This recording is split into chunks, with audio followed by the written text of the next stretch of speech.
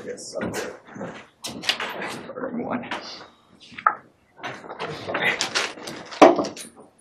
Okay, so welcome to the last meeting of the CHEM364 meeting. By the end of semester, I finally learned the numbers. So the goal of the class was to get basic principles that allow to interpret and predict outcomes of measurements in physical chemistry characterization of materials at the basic level, and it went through getting basic concepts of quantum theory.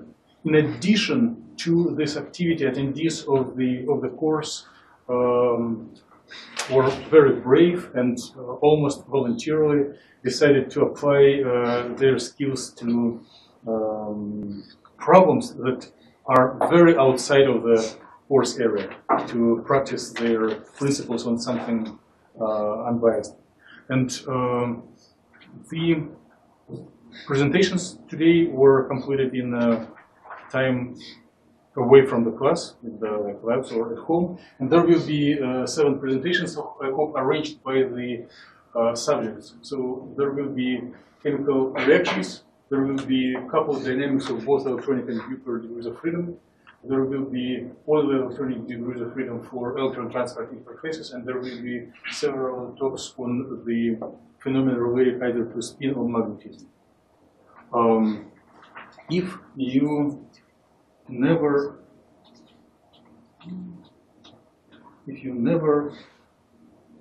seen Microsoft Windows and PowerPoint, here they are, and the talks are placed on the desktop according to the order, first, second, third.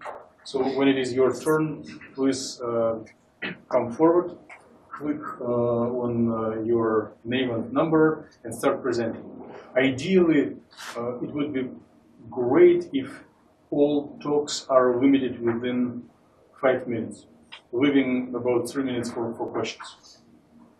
It always gets a little longer, but we shouldn't override this time because some of the class attendees need to have plans and other exams.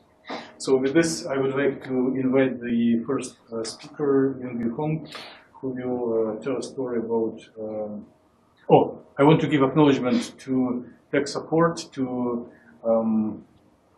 Daniel Erickson for this video conferencing, for NDSU for MATLAB licenses, and for all colleagues who are coming, for two postdoc, Dr. Han and Dr. Fatima, PhD candidate Aaron Ford, who are assisting in the projects, and to all visitors for supporting this event. So with this,